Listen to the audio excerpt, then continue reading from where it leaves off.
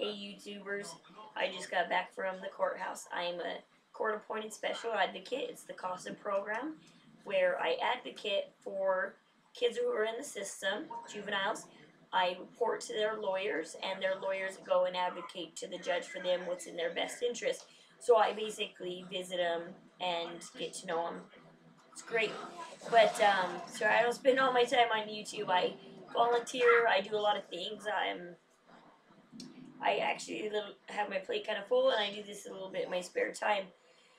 But me and my husband yesterday, while we were driving, when he got home from work, I had been watching some YouTube videos, and it was a bunch of different INTJs talking, and he was listening in, and he kept going, what?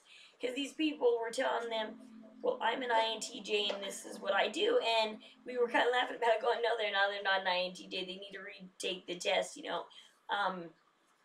So while we were driving, we made this little list of what doesn't make you an INTJ, because I don't get why everybody out there's like, oh, I'm an INTJ. I'm so excited. I like that person. What's so great about the INTJ personality? If you don't got the brains, they don't claim the personality. Because the fact is, INTJ people are very, very smart people. Every INTJ person I run into has been into computers. I run into, I think, 5. I know 5 INTJs. And every single one of them are into computers. So, I don't know. Is there an INTJ out there that does not do computers, that you're satisfied in a non-technical world? Because that's not what at least I'm running into around here.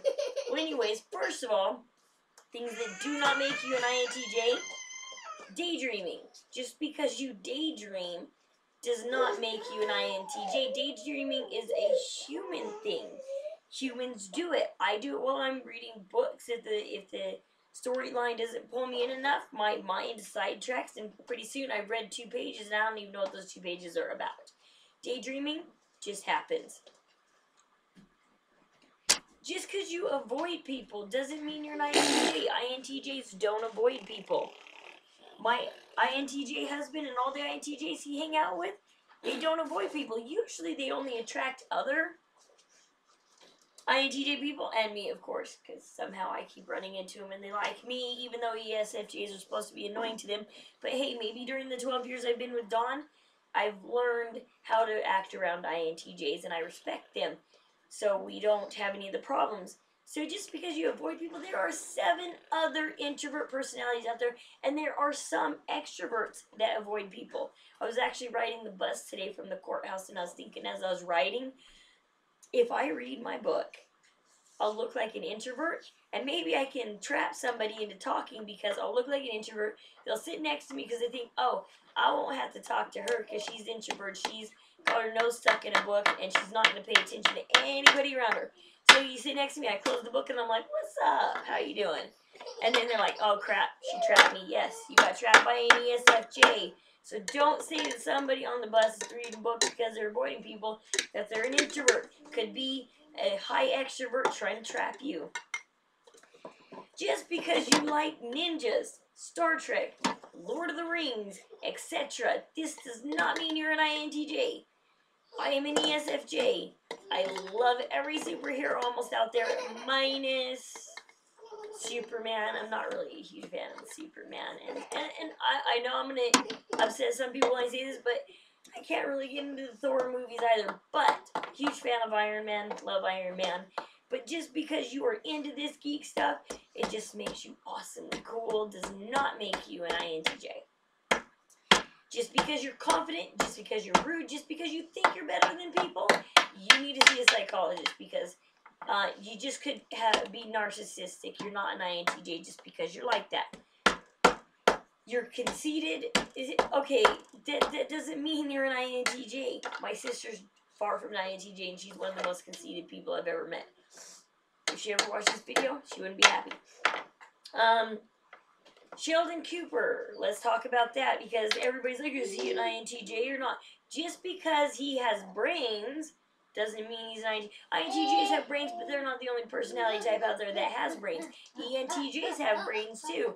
They're just the extroverted version of the INTJ. They think a lot like the INTJ.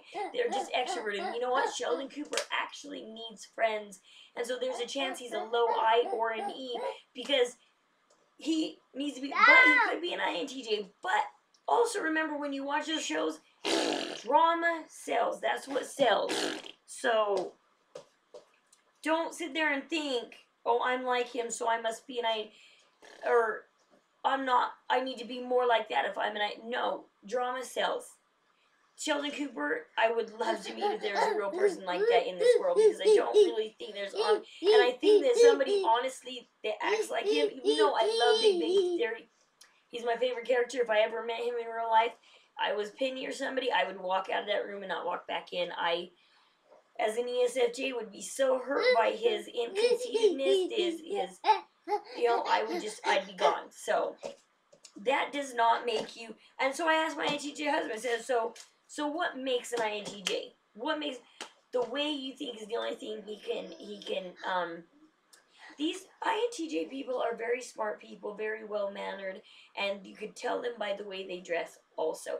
They love to dress nice, but in their own style. So they have their very own style. So you might look at them going, well, that's kind of nice, but it's kind of weird. But INTJs are somewhat easy to spot in a way. I mean, they do keep to themselves, but remember, once you engage one, they will engage you back. They do love conversation, especially when it's on the grounds of geekiness. They love to talk. Anything technical. The best way I get along with my husband is I do stuff on his server every once in a while. I'm an ESFJ that works on a computer server. I do that. I learned how to work on a computer server. Why? Because it gets my husband to talk to me. Gets him to hang out with me. So, basically, that's my rant on just because you think it's cool to be an INTJ doesn't mean you're an INTJ. And your videos are funny, and I really wish I was bold enough to just comment on each of them and say, no, you're not an INTJ.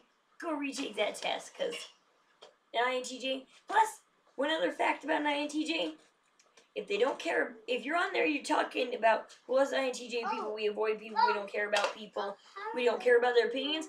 Why are you on YouTube asking for people to comment, asking for their opinions? That is not an INTJ. They don't care. They don't want your opinion. They don't know you. You're not in their world. You know, so that right there tells me you're not an INTJ if you're on YouTube asking for their opinion. So anyways, subscribe, have fun. Hope you like my rant. This is quite a long rant. I'll go ahead and get off my rant. We'll talk to you later.